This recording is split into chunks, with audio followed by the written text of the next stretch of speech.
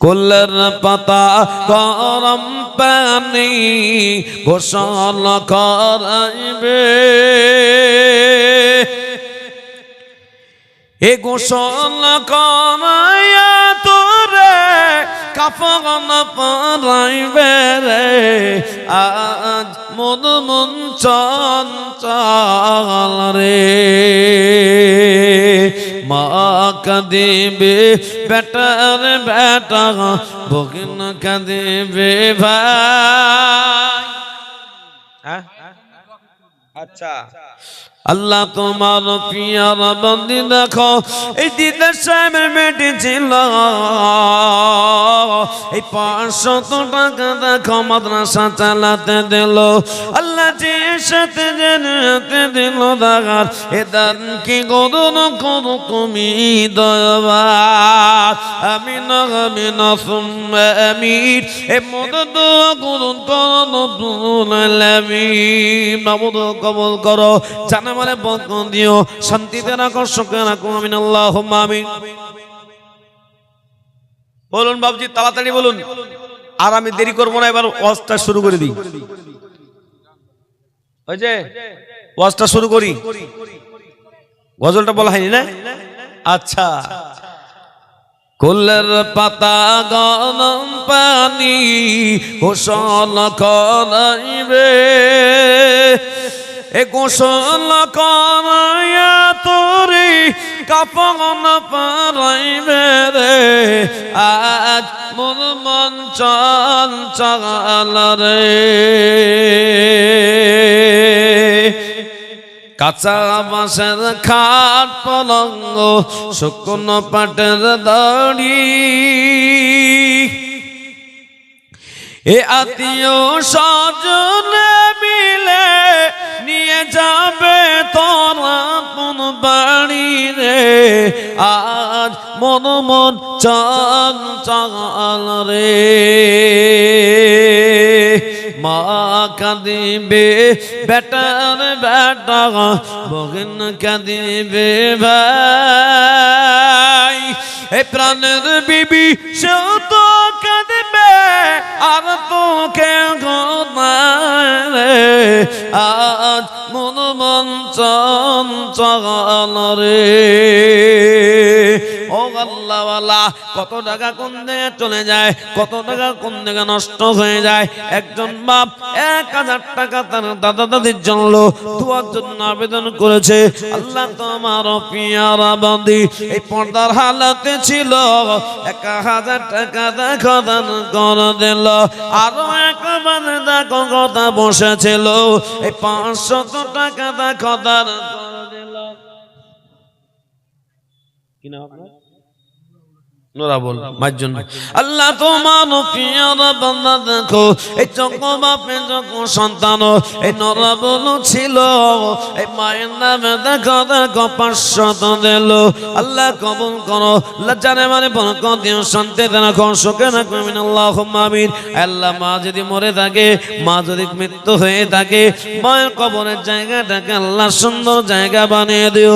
আয় আল্লাহ, প্রতিদিন প্রতি রাত্রে মানুষ লক্ষ লক্ষ টাকা দেয়, মানুষ লক্ষ লক্ষ টাকা দেয়। আল্লাহু আকবার। ওই আল্লাহ প্রত্যেকটা জায়গায় দোয়া করে, ওই আল্লাহ তোমার কাবাগনে গিয়ে ওই হাজরে আসওয়াদকে চুম্বন করে আল্লাহ তোমার কাছে দোয়া চেয়েছিলাম।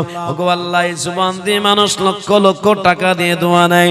আল্লাহ যার জন্য দোয়া হবে প্রত্যেকেই আল্লাহ তুমি কবুল করে নিও। আজকের এই মাজলিসে কেউ দিল আল্লাহ পাক তোমার প্রিয় বান্দা, কেউ দিল 50,000, কেউ দিল 30,000, কেউ দিল 25,000, কেউ দিল 10,000, কেউ 15,000, কেউ দিল 1,000 করে টাকা, কেউ দিল 2,000 করে টাকা। আল্লাহর প্রিয় বান্দা বান্দি, আপনাদের কাছে যতটুকু হয় আপনি আস্তে আস্তে দেবেন। 2 মাসে দেবেন, 3 মাসে দেবেন, 1 মাসে দেবেন, 5 মাসে দেবেন, 100 করে টাকা দেবেন। এটিএম এ জমা হয়ে যাবে। কিয়ামত পর্যন্ত ওই নেকির রাস্তা খুলে যাবে, নেকির রাস্তা বন্ধ হবে না। আপনার ছেলে মেয়ে সর্বদাই দোয়া করবে না, কিন্তু ওই মহিলারা বড় দিনদারিনী হয়, তারা আপনাকে ভুলবে না। তাই আমি আপনাদের সকলকে বলবো, আল্লাহ বলে প্রত্যেকেই অংশ নেবেন, প্রত্যেকে এই দান করে বিশাল বড় সওয়াব আপনি পেতে থাকবেন। তাই আমি আপনাদের সামনে যে ওয়াজটা করব বলছিলাম, একটুখানি ওয়াজ হবে।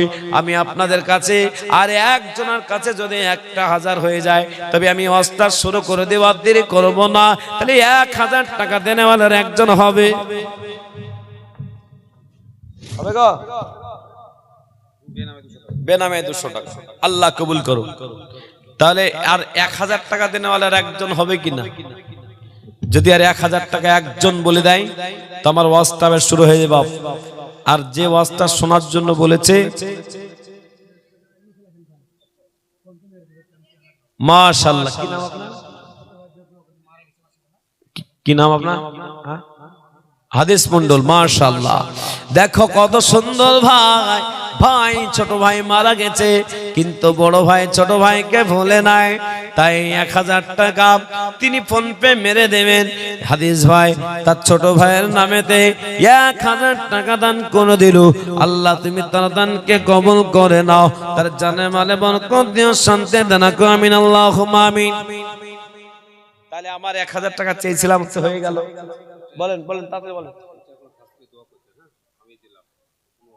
এই দেখেন, এই মাওলানা আব্দুল লতিফ সাহেব, তিনি দাদা দাদি বড় চাচা মারা গেছে, তার আত্মার কামনার জন্য তিনি 15,000 টাকা মাদ্রাসায় দিবেন। আল্লাহ তুমি কবুল করো। একবার জোরে বলুন আমিন। এই জোরে বলুন আমিন। মাদ্রাসায় দিতে হয়। আর চাচা চলে গেছে, দাদা দাদি চলে গেছে, তাদের আত্মার শান্তির জন্য জনাব আব্দুল লতিফ সাহেব, মাদ্রাসার মুহতামিম, মাদ্রাসার কর্ণধার, তিনি দান করে দিলেন 15,000 টাকা। সেদিন একটা মাদ্রাসার সেক্রেটারি তিনি দিলেন, একবার বলছে আমার 1/3 অংশ টাকা, অর্থাৎ 3 ভাগের 1 ভাগ টাকাটা আমি মাদ্রাসাকে ওয়াকফ করে দিলাম। মাদ্রাসা পেতেই থাকবে। 60 বিঘা একটা পুকুর আছে, তো 60 বিঘা পুকুরে যদি বছরে লিজে দেয়, পানি লিজে দিয়ে দিল 12 লাখ টাকা, তো বলুন 3 বছরের জন্য 12 লাখ টাকায় দিয়ে দিল 60 বিঘা পুকুরকে। যদি এরকম 12 লাখ টাকা 3 ভাগ করা যায়, কব হবে? 3 ভাগের 1 ভাগ কবাক পাবে? 4 লাখ টাকা পাবে মাদ্রাসা 3 বছরে। এ বাবা, এরকম আল্লাহওয়ালারা মাঝে দান দেয়। তো আমি আপনি ছোট্ট করে আপনাদেরকে একটা বয়ান শুনিয়ে দিই, তো আপনারা কারা কারা শুনবেন? সবাই শুনবেন তো নাকি? শুনবেন তো নাকি? হ্যাঁ, না ঘুমিয়ে আছেন, না ঘুমিয়ে গেছেন নাকি? একবার জোরে বলুন তো নারায়ে তাকবীর। হ্যাঁ হ্যাঁ, জেগে আছে বাপ। কিন্তু এই জায়গাটা একটু ফাঁকা হয়ে গেল তো একটা কেমন লাগছে, তো আগে আসেন দেখি, আসছে কি দেখি। মুস্তাফিজুর আগে এসো, বাপ আগে এসো, আগে এসো। এই তো, এই যে আসেন, খুব ভালো লোক। যে কটা লোক এসে বললেন একদম খাঁটি লোক, মানে যাকে বলে খাঁটি। আল্লাহ প্রত্যেককে তুমি কবুল করো। আমার মা বোনরা 200, 100, 500, 1000 করে দান করছে, তাদের খাতাটা আমার হাতে দিবেন, আমি তাদের জন্য দোয়া করে দেবো। আর আমার টাইম কত? সভাপতি সাহেব টাইম কত আছে? 10:30। একটা মাঝখানে একটা গজল বলি দিই, তারপরে শুরু করি নাকি গা? আমি চাঁদকে বলি তুমি সোনার, আমার নবীর মতো, গোলাপকে বলি তুমি মিষ্টি না, আমার নবীর মতো। নবী যে হলো সবার সেরা, নবী যে হলো সবার সেরা, অনন্তকাল অবিরত। আমি চাঁদকে বলি তুমি সুন্দর না, আমার নবীর মতো। গোলাপকে বলি তুমি মিষ্টি না, আমার নবীর মতো। নবীজে হলো প্রেম মমতা, নবীজে হলো প্রেম মমতা, বিধাতার সেরা উপহার। হয় না কবো নবীর সাথে অন্য কারো তুলনা। আমি চাঁদকে বলি তুমি সুন্দর না, আমার নবীর মতো। জোরে বলুন সুবহানাল্লাহ। যার পাশে যাই যে মোছে, যার পাশে যাই যে মোছে সকল ব্যথা বেদনা। আমি চাঁদকে বলি তুমি সুন্দর না, আমার নবীর মতো। গোলাপকে বলি তুমি মিষ্টি না, আমার নবীর মতো। বিশ্বনবী মুহাম্মদুর রাসূলুল্লাহ সাল্লাল্লাহু আলাইহি ওয়াসাল্লাম ওই মক্কা থেকে মদিনা রাস্তাতে যখন যেতে লাগলেন, আল্লাহর নবী মদিনা মক্কার ওই কাবা ঘরকে দেখে হালকা হালকা করে কান্না করতে লেগেছিলেন। আমার নবীজির চোখ দিয়ে পানি ঝরেছিল।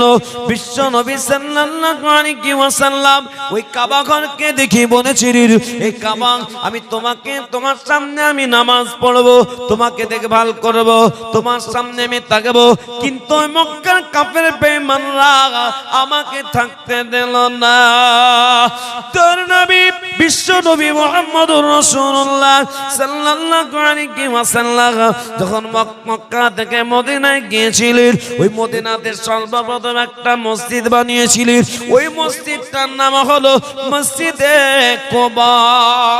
মদিনার প্রথম মসজিদটার নাম কি জোরে বলুন, জোরে বলুন, মসজিদে কুবা। কয়স্য বয়াকার কুবা। বিশ্বনবী সাল্লাল্লাহু আলাইহি ওয়াসাল্লাম ওই মসজিদ থেকে জুমার দিনে বের হলেন। বানু সালেম গোত্রের একটা মসজিদ তৈরি হয়ে গেল।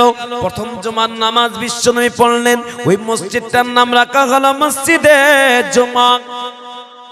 3 নম্বরে আমার নবীজি ওখান থেকে যখন বের হতে লাগলেন, আল্লাহর নবী সাল্লাল্লাহু আলাইহি ওয়াসাল্লামের উটটাকে ধরে টানাটানি। নবীজি আপনি আমাদের বাড়ি চলুন, আপনার মেহমানদারি আমরা করব, চলুন। বিশ্বনবী সাল্লাল্লাহু আলাইহি ওয়াসাল্লাম শিক্ষা দিয়েছিলেন, তোমরা নিজেদের ভিতরে আফসুস সালাম বাইনাকুম ওয়াতিমুত তাআম, তোমরা নিজেদের ভিতরে সালামের প্রচলন করবে আর মানুষকে খানা খাওয়াবে। এ বাবা, আজকে তো আমরা সালাম দিই না। সালামের বড় অভাব আছে না নাই? জোরে বলুন, অভাব আছে না নাই? বিশাল অভাব। এই অভাবের কারণে আজকে বাড়িতেও শান্তি নেই। তা আপনারা সবাই বাড়িতে যাওয়ার সময়, বাড়িতে ঢোকার সময়, বাড়িতে বেরোনোর সময় সালাম দেন তো বাপ? একবার হাত তুলে বলুন তো, দেন তো? দেন না? আমি ভাবছি হাত তুলছেন মানে দেন, কিন্তু না গো, এইভাবে দেয় না। এ বাবা, বাড়িতে যদি কেউ না থাকে, ও মায়েরা বোনেরা, বাড়িতে যদি কেউ না থাকে, বাড়িতে যদি শুধুমাত্র শুধু বাড়িতেই থাকে, আপনি যদি দরজাটা খোলে সালামটা দিয়ে দিন, আল্লাহ পাকের ফেরেশতারা আপনার সালামের উত্তর দেবে। কথা বুঝেন না? বুঝেন না তো? আপনার কেমন করে সালাম দেবেন একবার দেখান তো, সবাই মিলে একবার সালাম দেন তো দেখি। বাস আসসালামু আলাইকুম বলি শেষ, আর কিচ্ছু নাই। আসসালামু আলাইকুম ওয়া রাহমাতুল্লাহ, জোরে বলুন, সবাই বলেন। না বলে না বলে মুখে আঠা বিধি ভিজিয়ে বলেন কি না? মানে না বলে না বলে আঠা হয়ে গেছে মুখ, মানে মৌলবীর সামনে বলতে গিয়ে লজ্জা করছে। এ বাবা, জোরে বলুন আসসালামু আলাইকুম ওয়া রাহমাতুল্লাহ বলেন। এবার মুখ ছুটিছে, আরেকবার জোরে বলতে, আসসালামু আলাইকুম ওয়া রাহমাতুল্লাহ বলবে। বাড়িতে বলবেন তো? এ বাবা, গত বছর আমি বলেছিলাম, আর এই বছর আপনাদের বলছি, সালামের বহুত কাজ। এই পর্যন্ত এই সালাম এবং দুটো কাজ নামাজ, এই নামাজের সম্পর্কে আপনাদের কথা বলেছি, বলিনি বাপ? নামাজের কথা বলেছি, সালামের কথাটা বলতে পারিনি। এই দুটো তাবিজে আল্লাহ যা কাজ করেছে এই পর্যন্ত 263 জন, আলহামদুলিল্লাহ 263 জন এখন আলহামদুলিল্লাহ দিনদার নিয়ে হয়ে গেছে। আমি লিখেছি এতে খাতাতে তাদের নামগুলো। আমাকে ফোন করে, অনেকজন ফোন করে বলে, হুজুর ওই যে সালাম আর নামাজ এই দুটোতে আমার বাড়িতে শান্তি এসেছে। কেন, কিভাবে শান্তি? তার মানে অশান্তি কি ছিল? বুঝছে, স্বামী নামাজ পড়তো না, আমিও নামাজ পড়তাম না, তো বাড়িতে একটা সমস্যা যেন সমাধান হতো না। যেদিন থেকে নামাজ পড়তে লাগলাম আর সেদিন থেকে আল্লাহ সুবহানাহু ওয়া তাআলা আমার বাড়িতে শান্তি দিতে লাগলো। এরকম 263 জন ব্যক্তি তারা নামাজের সাথে চলতে লেগে এখন তারা ভালো জায়গায় আছে। একবার জোরে বলুন সুবহানাল্লাহ। এ বাবা, কালিয়াচক নাম শুনেছেন না? কালিয়াচক, ওই কালিয়াচকের একজন বিখ্যাত বিশাল বড় দাতা জনাব আবু সাইদ সাহেব, বিশাল লোক, 2-4 লাখ টাকা মাসা দান করে দেয়, কোন ব্যাপারে মনে করে না, বহুত টাকা পয়সা। কিন্তু যেই বাড়িতে স্বামী স্ত্রী মিল মহব্বত নাই, ওই বাড়িটা যদি বাদশা শাহজাহানের তাজমহলের মতন বানানো থাকে, জেনে রাখবেন ওই বাড়িটা হলো জাহান্নামের ঘর। কথা ঠিক বললাম না ভুল বললাম? আপনাদের নওদাপাড়ায় মনে ঝামেলা হয় না? মনে হয় না কি গো? হ্যাঁ হয় কি? মারপিট হয়? ভালো হয়? এ বাবা, যাদের ঝামেলা হয় তাদেরকে আজকে তাবিজ দিচ্ছি। আপনাদেরকে বলি, এই যে অনেকজনা মৌলবী সাহেবের কাছে, আমি এখানে আসলাম তো বাচ্চা ছেলে কাঁদে, তার জন্য একটা কার পড়িয়ে নিল। এ বাবা, বাচ্চা ছেলে কাঁদবে না, মা বোনরা ভালো করে এটা শিখে নিন। দুটো দোয়া পড়তে হবে, দুটো দোয়া। সূরা ফালাককে পড়ে, সূরা ফালাক মানে কুল আউযু বিরাব্বিল ফালাক, এই সূরাটা যদি পড়ে ডান কানে ফু দিয়ে দেন আর বাম কানে সূরা নাস অর্থাৎ কুল আউযু বিরাব্বিন নাস যদি পড়ে যদি এই কানে ফু দিয়ে দেন, ইনশাআল্লাহ ও বাচ্চার কান্না বন্ধ হবে। বুঝতে পারছেন না? পাচ্ছেন না? 1 নম্বর। কিন্তু ফালাক নাস তো জানে না, তো পড়ে জানলি তো পড়বে। মা বোনরা সিরিয়াল বলতে দেন, বা 2-3টা মহিলা এক জায়গায় হয়ে যাক, গল্পর বাজার বসে যাবে। কিন্তু নওদাপাড়ার মা বোনরা বহুত সম্মানিত, এখানকার মা বোনরা সত্যি ভালো। আজকে লাগলো যে একবার বলতে হয় মায়েরা চুপ করেন, বলতে হয়নি, চুপচাপ বসে আছে। তার মানে এখানে গল্প গুজব কম করে, এখানকার মায়েরা বড় সচেতন। আপনারা একটা মহিলা মাদ্রাসা আপনারা পেয়েছেন।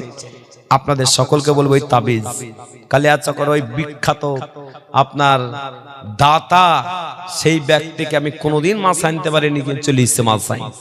আসার পরে বুঝে জামিরুল সাহেব কই, বলে আছে, একবারে মাছাই ঢুকে গেছে, স্করপিও গাড়ি নিয়ে। মাগরিবের নামাজ পড়ে অফিসে বসে আছে, বাপ 8 টাকায় ঢুকেছে, চা খাওয়াইলাম। কিন্তু বাপ ওকে যখনই দেখতাম মুস্কি হাসতো, কিন্তু চা খাওয়া হলো, পানি খাওয়ালো, বিস্কুট খাইয়ে দিলাম, তারপরে ওর মুখটা কেন মুস্কি হাসে না? কি ব্যাপার, কি অসুবিধা আছে, ও কি সমস্যায় আছে? সঙ্গে সঙ্গে আমি জিজ্ঞেস করলাম, এই বলুন কি সমস্যা আছে আপনার? সমস্যা না হলে কে রাশি? এই দেখেন 2টা তাবিজ নেন, 2টা তাবিজের ভিতরে তাবিজ ভরে দেন। বলে কি করবেন? বুঝি একটা তাবিজ আমার গলায় ঝুলাবো আর একটা তাবিজ আমার স্ত্রী গলায় ঝুলাবো। বলে কেন? না তো আমার স্ত্রীও ঝগড়া থামায় না আর আমি ওর সহ্য হয় না, মারপিট লেগেই থাকে। এই তাবিজে কিছু হয়? জোরে বলো না, এই কিছু হয়? কিসে হয়? একমাত্র আল্লাহ করতে পারে না, বলে না? আমি বললাম আমি একবারে ডাইরেক্ট তাবিজ দিব, নেবেন? বলে হ্যাঁ। ডাইরেক্ট তাবিজ বললেন। প্রথম কথা আমি তো বলেছি, মানুষ সারাদিন ভুঁই নিড়াবে 300 টাকার জন্য, তাতে মাথা ব্যথা নাই, তাদের সমস্যা নাই, গায়ে ব্যথাও নাই। আমার মা বোনরা সারাদিন বসে বসে বসে বসে বসে বসে এটা সেটা সব কিছু করবে, বাড়ি ঘর সাজানো, বাড়ি ঘর মোছা ঘষা, ছেলে মেয়ে দেখা, কাপড় ধরি কাচা, সব করে নেবে।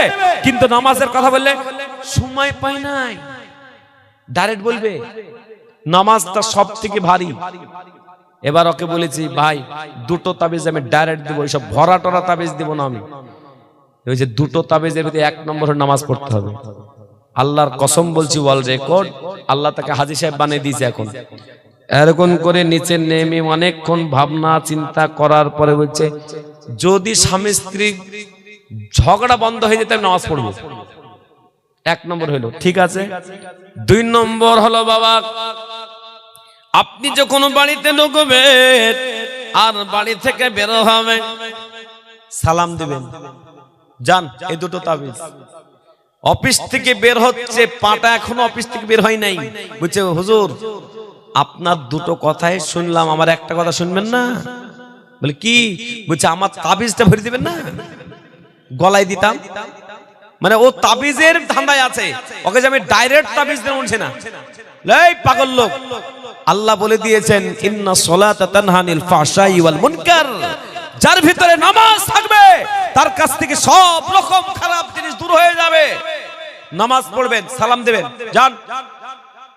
আর সালাম কালাম করলে মানুষের সাথে মহব্বত বাড়ে না কমে? জোরে বলুন, বাড়ে না কমে? বাড়ে। এবার বলে দিয়েছে ঠিক আছে 3 দিন পর ফোন করেন, যান, না হলে তবে তাবিজ দেব। বাড়িতে গিয়েছেন, নামাজ শুরু করেছেন, সবকিছু হয়েছে। এবারে 3 দিন পর ফোন করছিল, হুজুর বহুত বড় ভালো খবর। বলে কি খবর? বলে আমার স্ত্রী বড় খুশি। বলে কেন? নামাজ পড়তে শুরু করেছে বলে আমার স্ত্রীও নামাজ ধরে নিয়েছে।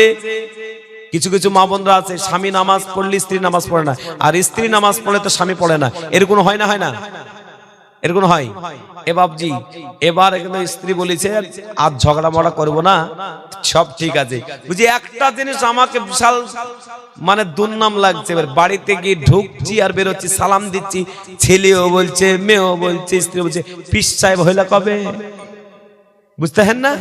আজকে আপনি কি বাড়ি যাবেন আর বাড়ি গিয়ে সালাম দিবেন, আমার মায়েরা বলবে পীর সাহেব হয়ে চলে এসেছে মনে হচ্ছে, মৌলভী সাহেবের কথা শুনে। এ বাবজি, বাড়ি গিয়ে সালাম দিলে কেউ যদি না থাকে, আল্লাহর রহমতে ফেরেশতারা আপনার সালামের উত্তর দেবে, আর বাড়িতে শান্তি দেবে, বরকত দেবে, বিভিন্ন রকম বালা মুসিবত দূর করবে। শুধু পুরুষরাই সালাম দেবে না মেয়েদেরকেও দিতে হবে? জেনে বলুন, মেয়েদেরকেও দিতে হবে। স্বামী স্ত্রী সালাম কালাম করবেন, আল্লাহ ভালো রাখবে, সুখে রাখবে বাবজি। তাই আমি আপনাদের সকলকে বলবো, বাবজি আমরা সবাই সালাম কালামের সঙ্গে চলবো। জোরে বলুন ইনশাআল্লাহ। আমি একবার সালাম দিয়ে আপনারা উত্তরটা দিতে পারছেন কি দেখি। আসসালামু আলাইকুম ওয়া রাহমাতুল্লাহ ওয়া রাহমাতুল্লাহি ওয়া বারাকাতু, এই পর্যন্ত বললেন। এ বাবা যাই হোক, কত টাকা? রাজেশ মিয়া কেরালা থেকে 1100 টাকা। আল্লাহ কবুল করো। টাকা আসতেই আছে, দেখলেন তো? এটা হল নওদাপাড়া। তো আগামী দিনে এই মাদ্রাসাকে আপনাদের সকলকে বলবো, এই মাদ্রাসার প্রতি আপনারা খেয়াল রাখবেন। বলুন ইনশাআল্লাহ। আপনাদেরকে ওই ওয়াজটা একটুখানি শুনে দিয়ে চলে যাই। দয়ার নবী বিশ্ব নবী সাল্লাল্লাহু আলাইহি ওয়াসাল্লাম বলেছেন, আল উলামা ওয়ারাসাতুন আম্বিয়া, নবীদের ওয়ারিস একমাত্র উলামারা। একজন আলিমের কত দাম? নবীজি বলেছেন তুমি আলিম হও, যদি আলিম না হতো তালবে ইলম হও, যদি তালবে ইলম না হতো তো দিনের কথা শোনো, যদি তাও না পারো আলিমদেরকে শ্রদ্ধা করো, ভালোবাসো, আলিমদের পিছে টেনে কথা বলো না, আলিমদের গীবত গিল্লা করো না, তুমি জান্নাতে যাবে। জোরে বলুন না।